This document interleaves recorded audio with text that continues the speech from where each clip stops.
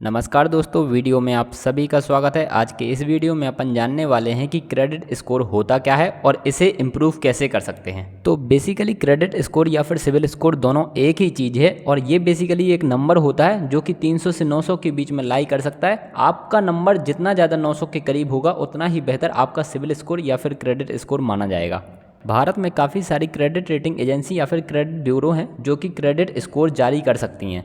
आप अलग अलग क्रेडिट रेटिंग एजेंसी के थ्रू अपना क्रेडिट स्कोर जब चेक करेंगे ना, तो आपका क्रेडिट स्कोर थोड़ा बहुत अलग अलग हो सकता है। इन अलग अलग एजेंसियों के द्वारा जो अलग अलग स्कोर आपको प्रोवाइड किया जाता है, इसमें बहुत मेजर अंतर नहीं होता। इन जनरल 10 से 20 पॉइंट्स का अंतर आपको देखने को मिलता है। ज़्यादा से ज़्यादा आपको 30 से 40 पॉइंट्स का अंतर देखने को मिल सकता है। कभी भी आपको ऐसा अंतर देखने को नहीं मिलेगा जो कि 100 या 200 पॉइंट से ज़्यादा का होगा। वैसे दोस्तों, अगर आप लोगों को अपना सिविल स्कोर चेक करना भी नहीं आता ना, तो मैंने ऑलरेडी एक डेडिकेटेड वीडियो बना रखा है जहाँ पर मैंने बहुत सिंपल से कुछ तरीके बताए हैं जिनके थ्रू आप लोग अपना सिविल स्कोर बहुत आसानी से चेक कर सकते हो। ये वाला वीडियो आप लोगों को एंड स्क्रीन में जरूर देखने को मिल जाएगा, तो वीडियो खत्म होते ही आप ये वाला वीडियो जरूर देख लीजिएगा। इसके अलावा अगर आपको अभी तक ये पता नहीं है कि सिविल स्कोर इंपॉर्टेंट क्यों होता है, तो आप लोगों को पता ही होगा कि जब भी कभी आप लोन लेने के लिए बैंक्स के पास जाते हैं या फिर आप ऑनलाइन किसी एप्लीकेशन पे अप्लाई करते हैं लोन के लिए, तो वो लोग आप लोगों को लोन बहुत हाई इंटरेस्ट रेट पर देते हैं या तो फिर लोन देने से मना ही कर देते हैं। और दोस्तों, आपकी ऐसी कंडीशंस में ही आपकी सहायता कर सकता है आपका बेहतर सिविल स्कोर। अगर आपका सिविल स्कोर काफ़ी ज़्यादा अच्छा होता है तो आपको लोन बहुत आसानी से मिल जाता है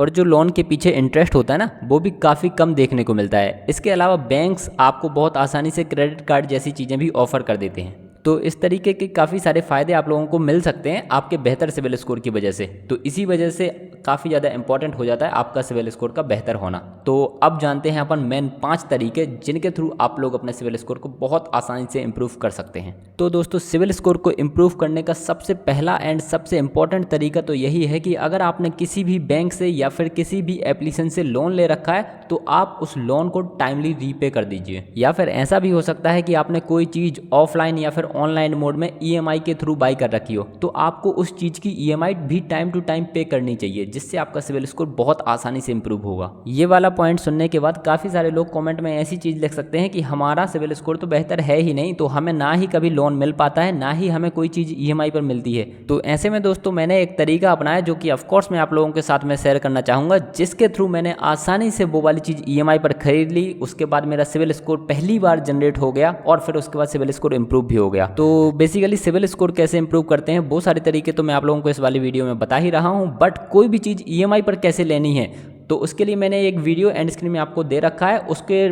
थंबनेल में लिखा होगा कि आप अपना सिविल स्कोर कैसे जनरेट करें, तो वो वाला वीडियो देख लीजिएगा इस वाले वीडियो के खत्म होते ही। दोस्तों, दूसरा पॉइंट सिविल स्कोर को इंप्रूव करने का ये है कि आपको किसी भी व्यक्ति के साथ में कभी भी एक ज्वाइंट अकाउंट होल्डर नहीं बनना है और किसी भी व्यक्ति के लोन का गारंटर बनने से भी बचना है। ये वाली चीज़ मैं क्यों कह रहा हूँ, इसके पीछे भी डेफिनेटली एक रीज़न है। आपको पता ही होगा, जब आप किसी भी व्यक्ति के साथ में एक ज्वाइंट अकाउंट होल्ड करेंगे ना, तो अगर उस व्यक्ति के थ्रू अकाउंट्स में कोई भी गड़बड़ या फिर फ्लॉज देखने को मिलते हैं तो ऑफकोर्स और डेफिनेट सी बात है कि उसका थोड़ा बहुत नेगेटिव इम्पैक्ट आपके सिविल स्कोर पर भी डेफिनेटली पड़ेगा। साथ ही साथ जो लोन का गारंटर बनने वाली बात है ना, उसमें भी आपको सेम समस्या देखने को मिलती है। मान के चलो कोई भी व्यक्ति बैंक से लोन लेता है और लोन के लिए एक गारंटर बनाया जाता है जो कि आप बन जाते हो, और आगे चल करके क्या करता है वो व्यक्ति अपना लोन रीपे करने से मना कर देता है, तो ऑफकोर्स वो एक डिफॉल्टर व्यक्ति कहला जाएगा और उसका नेगेटिव इम्पैक्ट, क्योंकि उसके लोन के गारंटर आप थे, तो आपके सिविल स्कोर पर भी तो उसका नेगेटिव इम्पैक्ट डेफिनेटली पड़ेगा ना। तीसरा तरीका सिविल स्कोर को इम्प्रूव करने का ये है कि आप कोशिश कीजिएगा कि ज़्यादा से ज़्यादा अगर लोन लेने हैं तो सिक्योर्ड लोन लीजिए, ना कि अनसिक्योर्ड लोन, क्योंकि सिक्योर्ड लोन को जो ये क्रेडिट रेटिंग एजेंसी है ना, ये काफ़ी अच्छा मानती हैं। यहाँ पर काफ़ी सारे लोग होंगे जो सिक्योर्ड और अनसिक्योर्ड लोन में अंतर नहीं समझ पा रहे होंगे, तो बेसिकली मैं आप लोगों को अंतर समझा देता हूँ। सिक्योर्ड लोन उस टाइप के लोन होते हैं जहाँ पर आप सिक्योरिटी के तौर पर किसी चीज़ को रखते हो बैंक के पास। जैसे मान के चलिए आप कार लोन लेते हो, तो बैंक बेसिकली आपके तरफ से जो कार कंपनी है उसको पे कर देता है, ठीक है, फिर आप उसकी EMI टाइम टू टाइम पे करते रहते हो। मान के चलो आपने कभी भी EMI ड्रॉप कर दी और EMI पे नहीं कर पाए आप, तो बैंक आप लोगों को एक बार वार्निंग देगा, और अगर आपने दूसरी EMI भी पे नहीं करी तो बैंक क्या कर सकता है, बैंक के पास ऑप्शन है कि वो उस कार को सीज कर सकता है। बेसिकली वो उस कार को उठवा सकता है और फिर उस कार को बेच भी सकता है, जिसके थ्रू वो अपने पैसे निकालने की कोशिश करेगा। तो बेसिकली इन टाइप के लोन्स को ही अपन कहते हैं सिक्योर लोन। और इसी तरीके से एक सिक्योर क्रेडिट कार्ड भी अपन ले सकते हैं, वो भी ऑफ कोर्स एक सिक्योर लोन ही कहलाएगा, बट वो एक काफ़ी अच्छा ऑप्शन हो सकता है। अगर आपको एक क्रेडिट कार्ड चाहिए तो आप डायरेक्टली एक एफडी करवा सकते हैं और एफडी पर आप लोगों को इंटरेस्ट ऑफ कोर्स मिलता रहेगा, बट आपको एक क्रेडिट कार्ड भी मिल जाएगा जिसका यूज़ भी आप लोग ऑनलाइन शॉपिंग करते हुए कर सकते हैं। तो अगर आप लोग एफडी बेस्ड क्रेडिट कार्ड के बारे में ज़्यादा जानना चाहते हैं, best FD based credit card के बारे में जानना चाहते हैं, तो एंड स्क्रीन में आप लोगों को एक रुपी कार्ड का वीडियो भी देखने को मिल जाएगा। इस वीडियो के खत्म होती है आप वो वाला वीडियो भी देख सकते हो। इसके बाद जो चौथा तरीका है सिविल स्कोर इंप्रूव करने का, वो ये है कि आप एक ही समय में बहुत प्रकार के या फिर बहुत सारे लोन लेने से बचें। क्योंकि कई बार लोग क्या करते हैं ना, एक लोन उनका चल रहा होता है, दूसरा लोन भी ले लेते हैं, तीसरा लोन भी ले लेते हैं और अंततः वो डिफॉल्ट कर जाते हैं। तो बेसिकली आपको कोशिश ये करनी है कि आप कम से कम लोन लीजिए, या फिर जब एक लोन आपका खत्म हो जाए तो दूसरे लोन के लिए अप्लाई कीजिए। अब दोस्तों यहाँ पर मैं एक और चीज़ अपनी तरफ से ऐड ऑन जरूर करना चाहूँगा। ये तरीका तो ऑफ कोर्स सही है, इसके थ्रू आप लोगों का सिविल स्कोर थोड़ा इंप्रूव जरूर होगा,